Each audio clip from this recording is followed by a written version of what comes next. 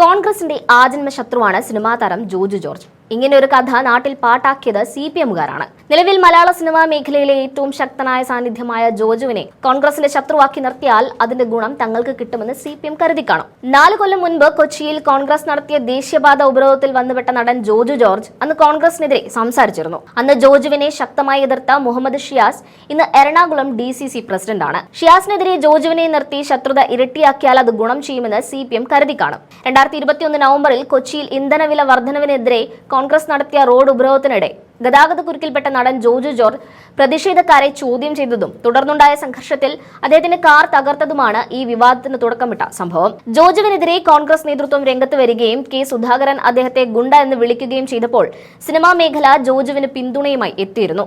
സമരത്തിന്റെ ഭാഗമായി പ്രതിഷേധക്കാർ ഇടപ്പള്ളി വൈറ്റില ഹൈവേ ഉപരോധിച്ചതോടെ ജോജു ജോർജിന്റെ കാർ വൈറ്റില പ്രദേശത്ത് കുടുങ്ങിയതാണ് അന്ന് പ്രശ്നം രൂക്ഷമാകാനിടയായ കാരണമെന്ന് കാണാൻ സാധിക്കും. പ്രതിഷേധക്കാർ ബുദ്ധിമുട്ടുകൾ സൃഷ്ടിക്കുന്നതിനാൽ പ്രക്ഷോഭം അവസാനിപ്പിക്കണമെന്ന് ജോജുവും മറ്റ് യാത്രക്കാരും പ്രതിഷേധക്കാരോട് ആവശ്യപ്പെട്ടുവെങ്കിലും കോൺഗ്രസ് സമരം തുടർന്നു. പിന്നീടാണ് ഇത് കയ്യാങ്കളിയിലേക്ക് മാറിയത്.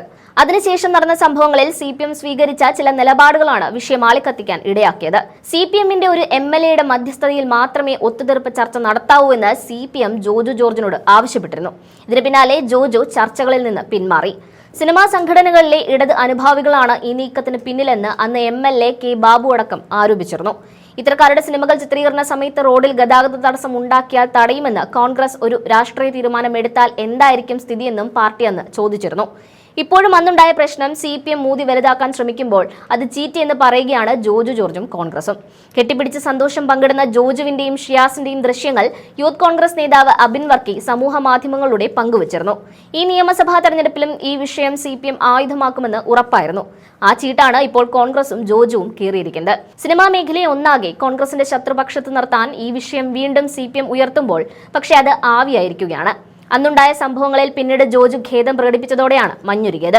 എന്തായാലും അബിൻ വർക്കി പങ്കുവച്ച ദൃശ്യങ്ങൾ കൂടി ചേർക്കുന്നുണ്ട്, കണ്ടു നോക്കാം.